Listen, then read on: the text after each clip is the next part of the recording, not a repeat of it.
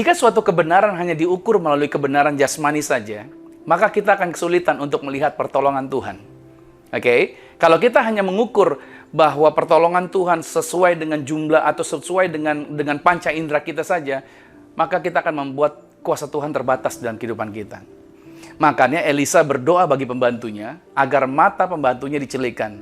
Dan di dalam 2 Raja-Raja 6 ayat 17, lalu berdoalah Elisa, ya Tuhan bukalah kiranya matanya supaya dia melihat. Maka Tuhan membuka mata bujang itu sehingga dia melihat. Tampaklah gunung penuh dengan kuda dan kereta berapi sekeliling Elisa. Nah, saudara kasih Tuhan, mata jasmani pembantu Nabi melihat begitu banyak tentara Aram. Oke ya, secara mata jasmaninya. Tetapi ketika Tuhan membuka mata hatinya, sehingga dia dapat melihat dalam roh, inilah yang memampukan dia untuk melihat semua kuda dan kereta berapi di sekeliling mereka.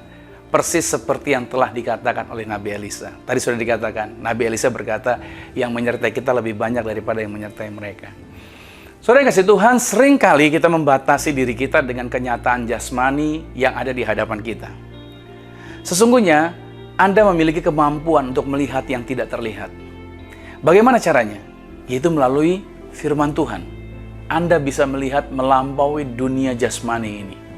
Dengan mata hati, Anda dapat melihat ke dalam roh Anda yang telah jadi baru. Kesaksian yang saya alami pada waktu saya melayani, saya adalah seorang yang suka melayani pelepasan. Saya melayani orang-orang yang terikat, mendoakan orang-orang yang sakit, pengusiran kuasa kegelapan. Nah, setiap kali saya berdoa melepaskan orang yang terikat, biasanya mereka itu berteriak ketakutan. Dan mereka ketakutan, mereka melihat ada cahaya yang mengelilingi saya. Mereka berteriak ada Tuhan Yesus yang bersama dengan saya juga. Mereka tidak berani melihat karena silau, tutup mata mereka seperti itu. Lalu juga kata mereka begitu banyak malaikat yang menjagai di area di mana saya sedang melayani. Itu yang mereka sebutkan. Nah, persoalannya adalah saudara, saya tidak melihat seperti apa yang orang-orang tadi lihat. Seperti apa yang orang-orang yang saya layani sebutkan tadi. Lalu ada juga orang-orang yang melayani bersaksi, bila mana kalau mereka melayani, mereka mendoakan seorang, maka akan tampak sesuatu sebagai petunjuk untuk meyakinkan pelayanan mereka bahwa Tuhan hadir bersama dengan mereka. Entah mungkin penampakan roh jahat yang mereka bisa lihat, atau ada hal lain yang mereka bisa lihat di dalam ketika mereka berdoa. Nah, saya sampai berdoa sama Tuhan, saya berdoa sama Tuhan, mengapa tidak melihat seperti yang mereka lihat ya Tuhan? Karena menurut saya akan tampak lebih keren kalau bisa melihat seperti itu.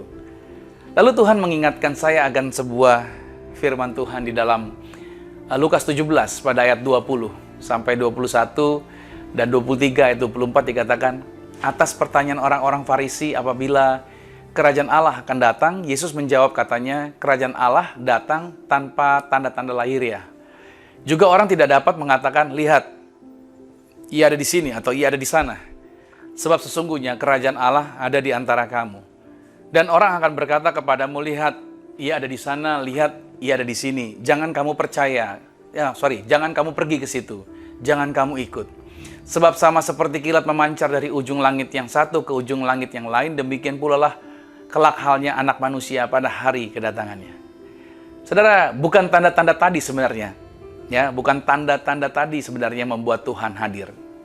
Melainkan Tuhan mau kita percaya kepada setiap janji perkataan firman yang sudah dituliskannya melalui firman Tuhan bahwa Tuhan selalu hadir dimanapun kita berada. Nah, tanda-tanda penglihatan seperti tadi yang tadi saya katakan dalam kesaksian tersebut, sebenarnya itu ditujukan untuk siapa? Buat orang yang belum percaya. Sedangkan bagi kita yang sudah percaya kepada firman Tuhan, menjadi dewasa di dalam Tuhan, sebenarnya kita tidak perlu lagi bergantung kepada hal-hal tersebut. Nah, penglihatan itu diberikan bagi mereka yang terkadang keras hati. Betul. Tetapi dalam perjalanan pendewasaan iman, maka keyakinan orang percaya seharusnya bukan lagi bergantung pada penglihatan, melainkan kepada kerajaan Allah yang ada di dalam diri kita. Saya tidak mengatakan saya anti penglihatan, bukan. Tapi penglihatan, saudara, sebenarnya Anda harus pahami bahwa untuk berjalan bersama dengan Tuhan dan melakukan perbuatan yang luar biasa, Anda harus bisa melihat segala sesuatu di dalam hati Anda yang tidak dapat Anda lihat dengan kelima panca indera Anda. Itulah yang Elisa doakan bagi pembantunya pada saat pembantunya melihat malaikat di sana. Dan ketika pembantunya Elisa melihat malaikat di sana, itu bukan karena malaikatnya baru datang, tetapi melainkan pembantu Elisanya saja yang baru menyadari bahwa ada malaikat di sana. Padahal malaikat selalu bersama-sama dengan Elisa. Makanya Nabi Elisa tidak memerlukan untuk melihat yang dilihat oleh pembantunya. Apakah ayat tadi menunjukkan bahwa Elisa juga melihat malaikat tersebut? Saya rasa tidak demikian. Elisa tidak berdoa, Tuhan aku juga ingin melihat. Saya yakin dan percaya bahwa Elisa sudah menyadari, Elisa sudah meyakini bahwa kemanapun dia melangkah, ada malaikat yang bersama-sama dengan dia.